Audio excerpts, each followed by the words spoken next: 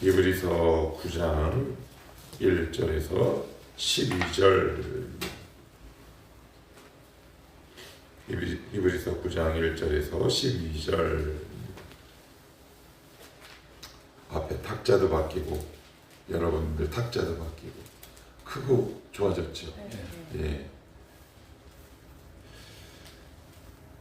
우리 교회 보면 이렇게 살림살이가 이렇게 없는 두 부부가 모여가지고 하나하나 이렇게 장만해가는 것 같은 느낌이 들어서 참 좋습니다. 규민아 언제 왔대 우리 규민이면? 자, 9장 1절에서 12절까지 우리 한 절씩 교독하면서 봅시다. 첫 언약에도 섬기는 예법과 세상에 속한 성소가 있더라. 예배한 첫 장막이 있고 그 안에 등잔대와 성과 진설들이 있으니 이는 성소라 일컫고, 또 둘째 휘장 뒤에 있는 장막을 지성소라 일컫나니 금황과 사면을 금으로서 언약궤가 있고 그 안에 나무다리를 담은 금 항아리와 아론의 상는 지팡이와 언약의 물건들이 있고 그 위에 속죄소를 덮는 영광의 그룹들이 있으니 이것들에 관하여는 이제 낱낱이 말할 수 없노라. 이 모든 것을 이같이 예배하였으니 제사장들이 항상 첫 장막에 들어가 섬기는 예식을 행하고, 오직 둘째 장막은 대제사장이 불로 1년에 한 번 들어가되 자기와 백성의 허물을 위하여 드리는 피 없이는 아니하나니 성령이 이로써 보이신 것은 첫 장막이 서 있을 동안에는 성소에 들어가는 길이 아직 나타나지 아니한 것이라. 이 장막은 현재까지 비우이니 이에 따라 드리는 예물과 제사는 섬기는 자를 그 양심상 온전하게 할 수 없나니 이런 것은 먹고 마시는 것과 들어가기 힘든 것과 개혁할 때까지 맡겨둔 것이라. 그리스도께서는 장래 좋은 일에 대제사장으로 오사 손으로 짓지 아니한 것 곧 이 창조에 속하지 아니한 더 크고 온전한 장막으로 말미암아 염소와 송아지의 피로 하지 아니하고 오직 자기의 피로 영원한 숙제를 이루사 단번에 성소에 들어가셨느니라. 아멘. 오늘 1절에서부터 12절까지는 간단하게 요약을 하면 이제 히브리 기자는 여러 가지 외부적인 어려움, 환난, 아니면 여러 가지 박해, 그리고 개인의 신앙적 연약함도 포함해서 이제 유대교로 다시 돌아가려는 히브리 유대인들에게 이제 계속 구약의 모든 제사들, 그다음에 인물들을 예수님과 비교해 나가기 시작하는데 이제 오늘은 성소에 관한 얘기입니다. 성소. 그러니까 성소는 중요한 두 가지가 있습니다. 성소가 있고 성소의 핵심이 어디냐면 지성소가 있습니다. 지성소. 그런데 이 눈으로 보이는 이 성소와 더불어 진짜 성소가 있다라고 이야기를 하고 있습니다. 이 창조 세계에 보이지 아니하는 진짜 성소가 있다, 이렇게 말씀을 하죠. 제가 참 누차 성경 공부 제자 훈련 얘기하지만 이게 참 잘 안 고쳐집니다. 예배 당이라고, 그리고 성전이 아니라고, 예배 당이라고 제가 말씀을 드렸습니다. 그리고 기도를 하다, 기도를 드리다. 그런데 이제 한국교회 이제 이런 단어와 표현이 익숙하죠. 어떤 거요? 제단을 쌓다. 엄밀히 얘기하면 제단이 있나요? 없지요. 그런데 이제 구약적인 배경과 어떤 그런 느낌들이 남아 있어서 자꾸 꼭 그렇게 해야만 뭔가 조금 더 좋아 보이는 어떤 인간적인 모습, 이해는 못하는 건 아니지만 썩 바람직한 것은 아니다. 우리가 사용하는 일상이나 그리고 예배당에서 사용하는 그 대부분의 용어를 구약 용어에서 신약적 용어로 옮겨올 필요가 분명히 있다. 왜요? 예수님께서 모든 율법을 파하시고 제사 제도를 파하시고 당신의 몸으로 모든 것들을 이루셨기 때문에 그래요. 그래서 우리도 히브리서를 같이 상고하고 나누고 공부하는 동안 우리 가운데 어떤 남아있던 어떤 구약의 흔적들, 이런 것들이 신약적인 의미로 이렇게 환승되었으면 좋을 것 같아요. 그래서 그런 용어나 단어조차도 신약적인 의미로 이해하고 해석하고 바꾸는 작업들이 우리 가운데 꼭 필요한데, 그러니까 오늘은 이 성소에 관해서 이야기를 하고 있습니다. 그러니까 성소를 얘기하는 것은 누구랑 비교하기 위함이다? 예수 그리스도와 비교하기 위함이지요. 성소의 중요성을 이야기한다기보다는 너희들이 그렇게 우상시하고 그렇게 떠받드는, 너희들이 벌벌 떠는 그 지성소와 그 성소보다 더 위대한 분이 여기 계신데 그것이 바로 예수 그리스도시다 라고 설명하기 위해 하나의 예를 위한 설명이 바로 성소라고 보시면 됩니다. 1절을 보시면 첫 언약에도 섬기는 예법과 세상에 속한 성소가 있더라. 여기 보시면 재미있는 표현이 나옵니다. 첫 언약에도, 이게 무슨 말일까요? 첫 언약에도 라는 말은 다른 것도 포함된다. 그러면 뭐가 포함될까요? 첫 언약에도, 첫 언약, 구약이잖아요. 율법. 그럼 두 번째는 예수님을 통해서 주신 은혜. 그러니까 무슨 얘기예요? 첫 언약뿐만 아니라 두 번째 언약, 즉 예수 그리스도 안에서 신약 백성들, 이걸 조금 더 쉽게 말씀드리면 이런 거죠. 얘들아, 구약에도 하나님 앞에 제사 드리는 예법이 있었는데 신약에도 하나님을 섬기는 방법이 없겠느냐라는 말을 포함하고 있는 거죠. 그러니까 여기서 우리가 중요한 단서가 있는 거예요. 하나님을 섬길 때는 반드시 법에 따라 섬기는 거죠. 마음대로 섬기는 것이 아닙니다. 내 마음대로 섬기는 것을 뭐라고 합니까? 네 글자로. 우상 숭배죠. 예. 그러니까 나는 하나님을 섬긴다고 얘기해요. 내 마음대로 섬기는 거죠. 그런데 오늘 뭐라고 말씀합니까? 첫 언약에도 섬기는 예법. 여기 보시면 섬기다라고 나오죠. 여기서 섬기다라는 말이 무슨 뜻이냐면 예배하다라는 뜻입니다. 여기서 예배하다라는 단어가 파생된 거예요. 그래서 섬기다, 봉사하다. 그래서 영어로는 예배가 뭔가요? worship 말고 또 하나의 단어가 있어요. 서비스. 예, 그 단어가 바로 이 단어입니다. 섬기다, 예배하다. 예배를 우리 마음대로 드리는 것이 아니라, 그리고 신앙생활도 우리 마음대로 하는 것이 아니라 법이 있다. 그 법이 뭐다? 바로 말씀이다. 그래서 우리가 순간순간, 그리고 모든 상황과 일상 속에서 말씀을 통해 내가 드리는 지금 예배의 자세, 내가 일상생활을 하는 나의 자세와 태도를 말씀이라는 거울을 통해 날마다 점검해 가지 않으면 우리 가운데에는 어떤 뿌리가 있냐? 하나님의, 이런 좀 불경한 표현입니다. 주님 죄송합니다.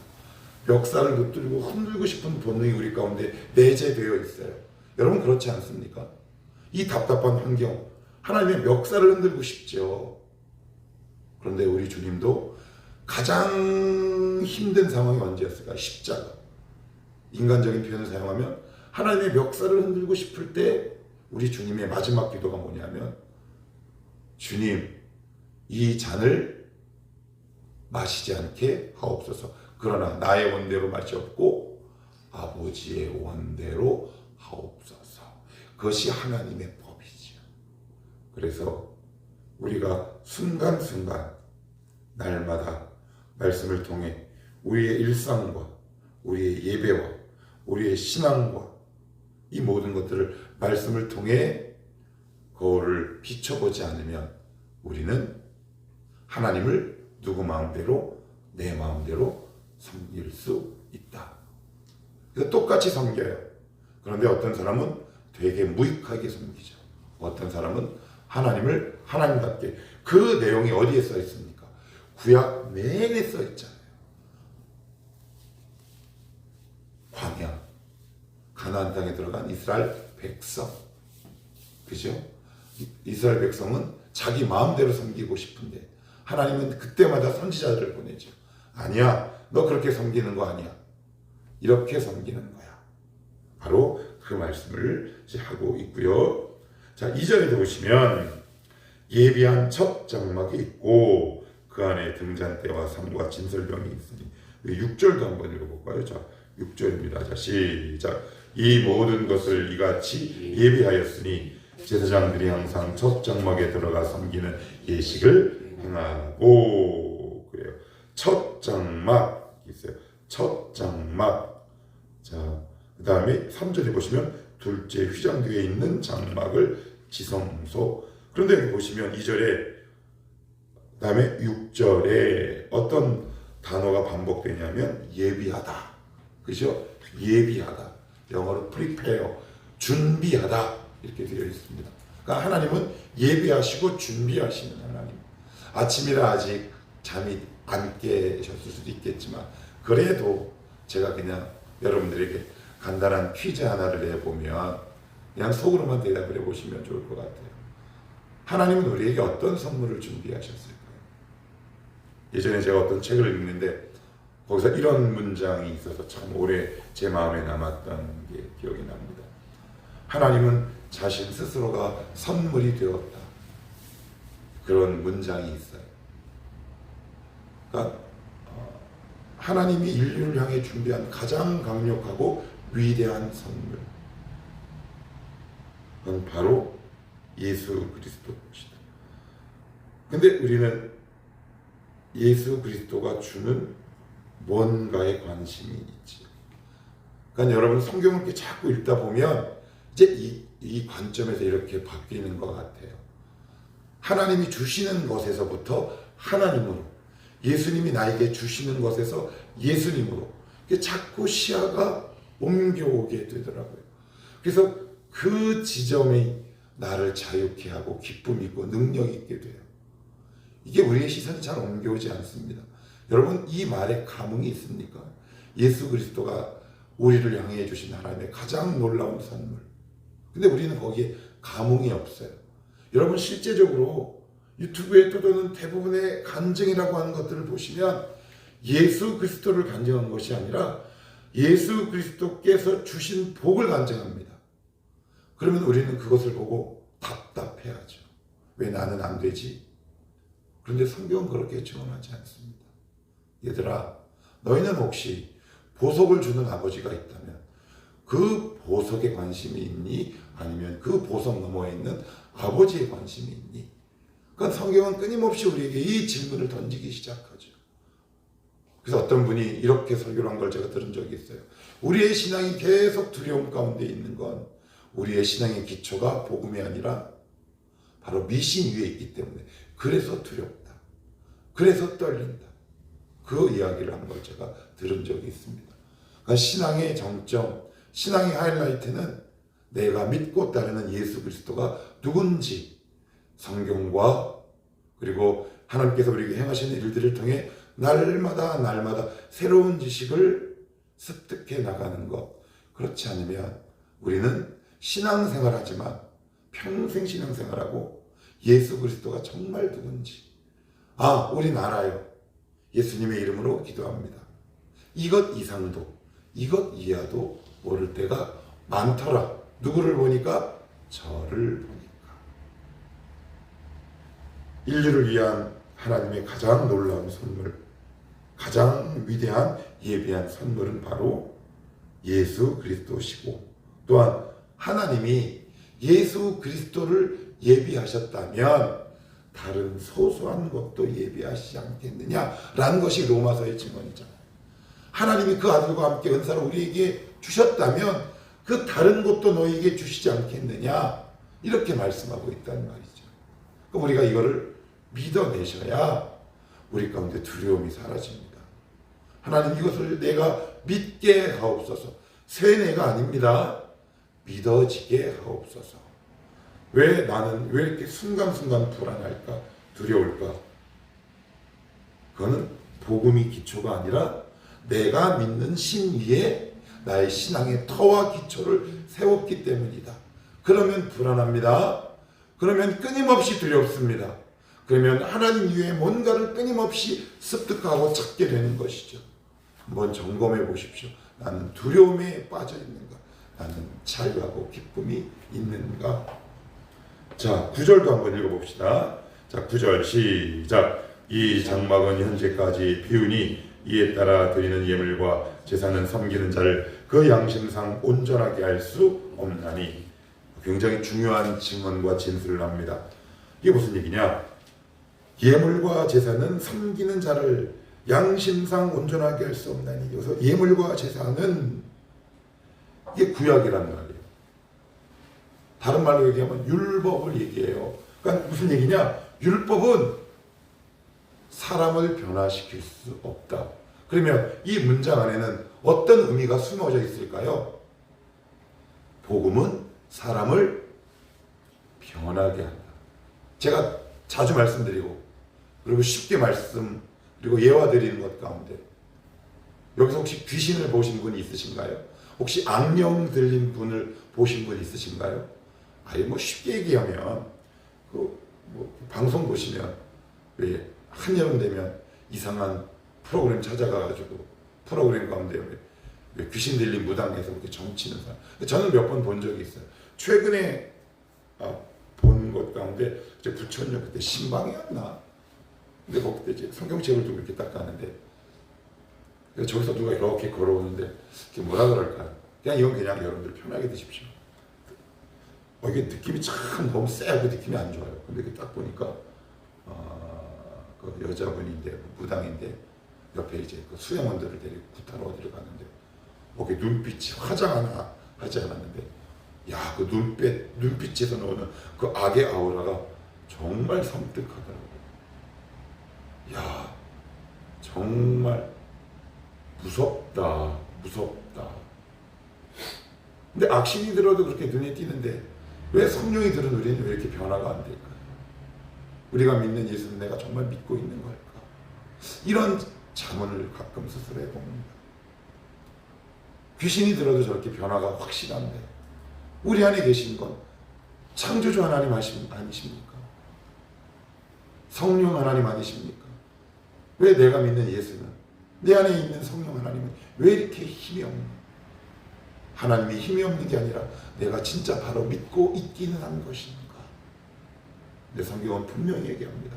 율법은 너희를 변화하게 하지 못해도 복음은 나를 변하게 할 것이다.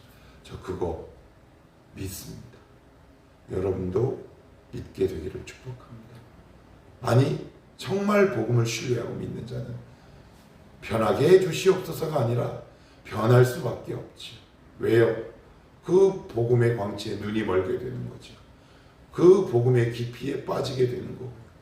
그래서 그 영혼이 터지는 거죠. 감당할 수 없는 감격과 기쁨이 우리 가운데 있는 거. 초대교회 모든 교인들은 다 변했는데 왜 21세기 현대 교인들은 안 변할까? 뭐가 잘못됐을까? 그런 질문들을 저는 참 많이 던져보고는 합니다. 이 질문을 오늘 여러분들 한번 던져보게 되기를 원합니다. 하나님, 제가 믿고 있는 복음은 정말 순수한 복음 맞습니까?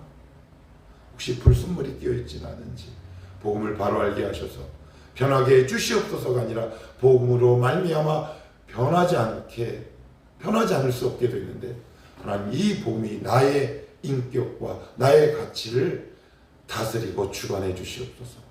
그럴 때 자연스럽게 변화가 일어나지 않겠습니까? 자, 마지막으로 11절만 보고 마칩시다. 같이 한번 읽어볼게요. 시작. 그리스도께서는 장래 좋은 일에 대제사장으로 오사 손으로 짓지 아니하는 것 곧 이 창조에 속하지 아니한 더 크고 온전한 장막으로 말미암아. 그래, 여기 보시면 창조에 속하지 아니한 더 크고 온전한 장막. 그러니까 창조에 속하지 않았다. 창조된 건 뭐라고 얘기해요? 피조라고 얘기합니다. 피조물, 여러분들 피조물에 공통점이 있습니다. 뭘까요? 눈으로 다 보입니다. 그런데 믿음은요, 눈에 보이지 않습니다. 그래서 얼마 전에 제가 이런 글을 한번 봤어요. 제가 있는 그대로 읽어드릴게요. 불신자는 보기 때문에 믿고 신자는 믿기 때문에 본다. 야, 너무 멋있는 말이죠. 눈에 보이는 상황이 다가 아니랍니다. 우리의 인생 이게 끝이 아니라는 뜻이죠. 너희들 지금 손으로 창조된 피조된 여러 가지 상황과 피조물이 너희 믿음의 끝이라고 생각하니? 아니야. 너희들 기대해도 좋아. 이게 소망 아닌가요? 왜 우리가 힘든 일이 자꾸 계속되면, 김광석 노래인가요? 여기까지가 끝인가고, 이런 노래 가사 있지요? 우리도 그럴 때가 있어요. 여기가 끝인가? 이게 단가? 내 성경은 뭐라고 얘기합니까? 여기가 끝이 아니다. 눈에 보이는 이 피조선, 눈에 보이는 이 상황이 끝이 다가 아니랍니다.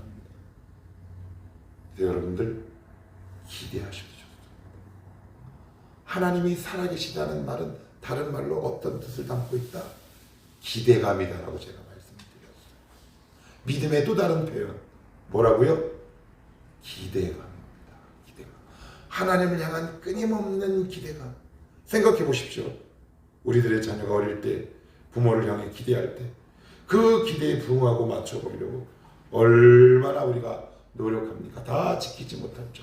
그런데 약속에 신실하신 하나님이 말씀을 붙들고 오늘도 하나님 앞에 나와 기대감을 갖고 부르짖는 그 사랑하는 백성의 탄원과 부르짖음 앞에 입을 싹 닦으시겠습니까? 외면하시겠습니까?